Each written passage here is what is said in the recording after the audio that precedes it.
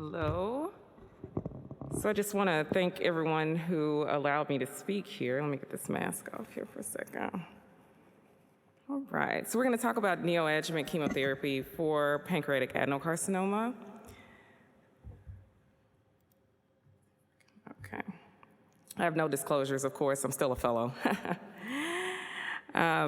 So we'll go through several things in the next 15 minutes. We'll kind of dive into neoadjuvant chemotherapy and chemoradiation for the treatment of pancreatic adenocarcinoma. We just want to know, like, what do we know, what don't we know, and who can we offer these treatments to?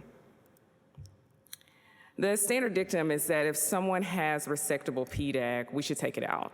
We know this disease process has a high mortality rate, with only 15 to 20% of people being resectable at diagnosis, and then only about 10% 5-year survival with resection alone. And so in places where the patients are actually resectable, we tend to think that we should resect them.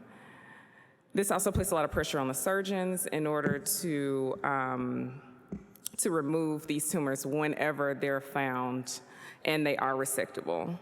So we're all familiar with the graphs that are seen on the right, which place a grim picture on for PDAC patients, high and increasing cancer-related deaths, in light of the fact that there's no option for cure without resection, historically resection up front, while the, quote, window of opportunity was available is usually sought.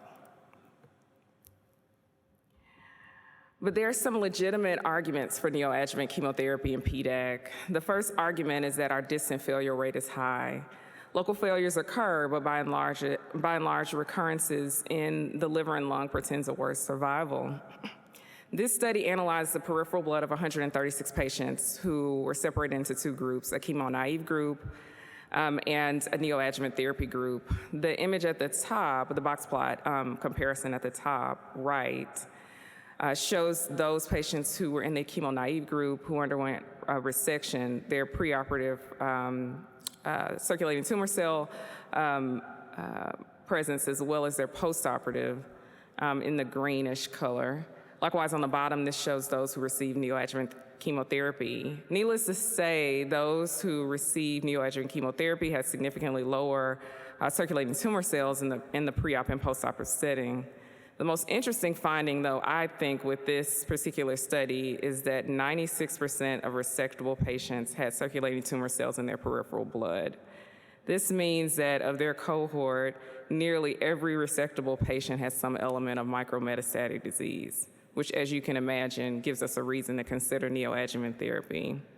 A second argument for neoadjuvant chemotherapy for PDAC is that often patients don't complete adjuvant chemotherapy.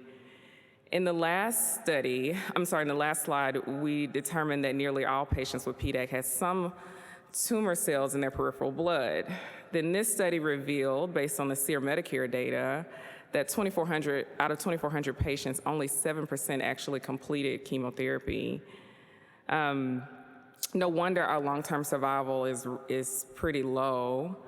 A variety of factors may contribute to why a significant portion of patients do not receive completed adjuvant therapy after resection, like poor performance status, disease-related comorbidities, high post-op complication rates, and early disease progression.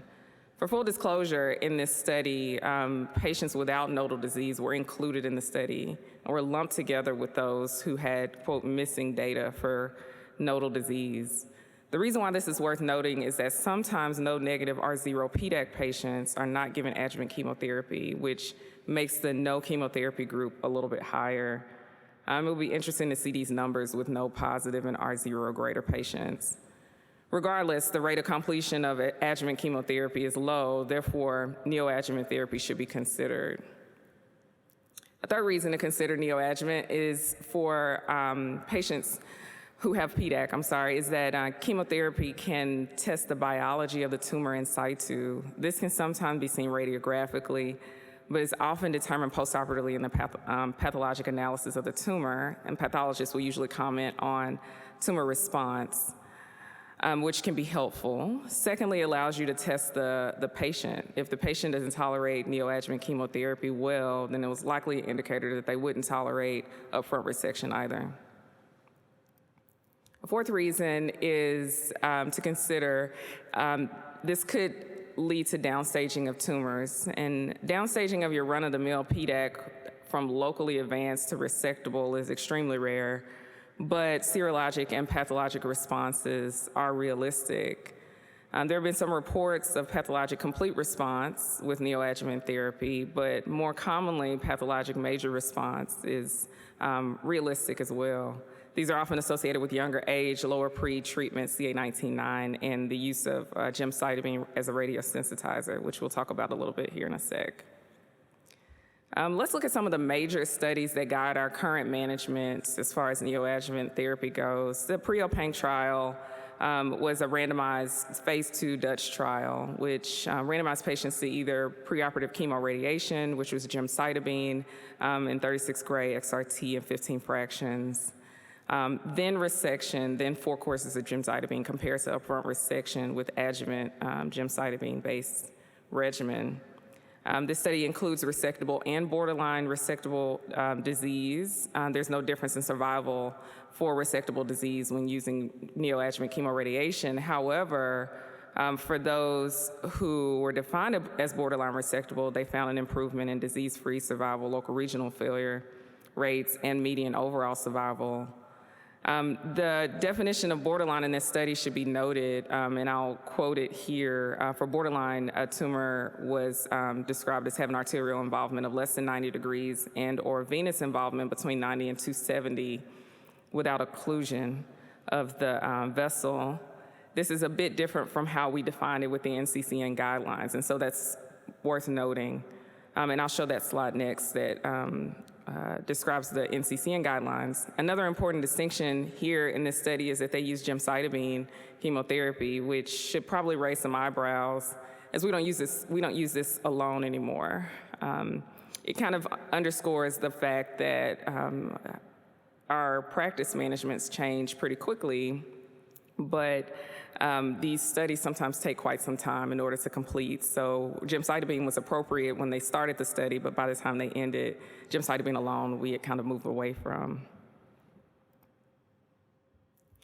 The SWOG 1505 study is a phase 2 randomized trial comparing 102 patients with 12 weeks of pre-op modified FOLFIRINOX versus Gem-Abraxane.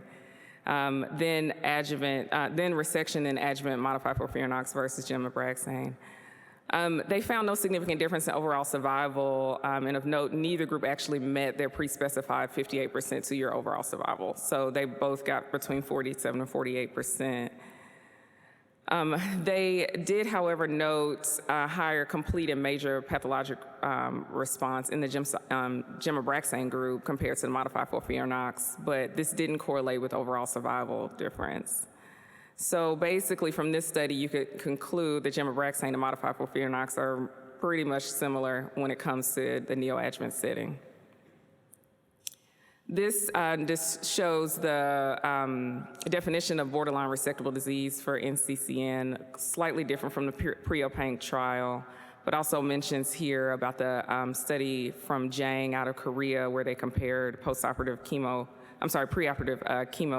XRT versus postoperative chemo XRT in patients with PDAC, and they actually showed in their smaller group a improvement in 2-year overall survival for those who received neoadjuvant therapy. The Alliance trial looked at particularly borderline resectable only, did not include upfront resectable patients. And this was also using modified FOLFIRINOX, where they received 8 cycles of FOLFIRINOX in the neoadjuvant setting, along with 7 cycles, compared to 7 cycles of modified FOLFIRINOX and SBRT or hyperfractionated RT. Then adjuvant FOLFOX, which is interesting. They found a improvement in our 0 resection rate, actually without radiation, as well as an improvement in overall survival. So hypofractionated RT didn't improve survival, but modified FOLFIRINOX looked like our winner. And that tends to be what we use more frequently now, primarily due to that study. Another concept that's a bit interesting is the idea of a total neoadjuvant therapy approach. This was out of Wisconsin, where they showed their experience with using FOLFIRINOX in the neoadjuvant setting as a total neoadjuvant treatment in which the patient does not receive adjuvant chemo. They used 8 cycles of FOLFIRINOX, 4 cycles restaging imaging, and then an additional 4 cycles of no evidence of progression. There's also an element of short or long course radiation with capecitabine or infusional 5-FU. They found a median overall survival of 37.7 months. Their median had not been reached in the resection group, and the 2-year overall survival was 72%. Again, this is a highly selected group. It was a single institution, and so I think we need something a bit bigger and multi-institutional to really tell us for sure if this is just something that they can make happen in Wisconsin that we probably can't do everywhere else. So to answer the question of my talk, who should get neoadjuvant therapy? And I think there's just a lot of unknowns. In resectable disease, we don't have a study that looks at neoadjuvant chemo. The Preoperative study gives us a bit of information about difference in, there being no difference in overall survival, disease-free survival, et cetera, for neoadjuvant chemoradiation. But if for some reason you choose to use it, then what we know from SWOG 1505 is that you can use either modified FOLFIRINOX or gemabraxane. They should have a similar outcome. As far as borderline resectable disease, it depends on your definition, and so just be clear on exactly which definition you will use. In the US, we tend to use NCCN, but that may not be what's used in every study that we read, and so it's important to point that out or notice that when you're reading it. For neoadjuvant chemoradiation, we're still pretty unclear as to which chemotherapy regimen is best. We're not really sure exactly how much radiation is best. I don't think any of the studies are consistent in that. And we do notice that there is an increased R0 resection rate, and a couple of studies have shown us an increase in median survival, but these are small, and so we just need larger studies. And then on to the idea of a total neoadjuvant therapy approach. We only really have one center that has shown us that in larger numbers, and so we need to understand how many cycles is total. So why 8? They chose 8, not sure why. And how should we manage that? What happens if they progress? Should we proceed to therapy? Should we switch to another chemotherapy? That's the sort of thing that we're still trying to figure out. There are several studies on the horizon, however, that will look at resectable PDAC in the top 2, comparing FOLFIRINOX with upfront surgery. And there's also others that are coming in the works for borderline resectable PDAC. And in similar ways, will give us some information about the way we should manage our neoadjuvant therapy, whether we should give radiation, whether we should give certain chemotherapy, or others. And so these are coming in the future. Some of them are completing by the end of this year, so we should have a little bit more data. Just want to thank you and all of the organizers for allowing me to talk.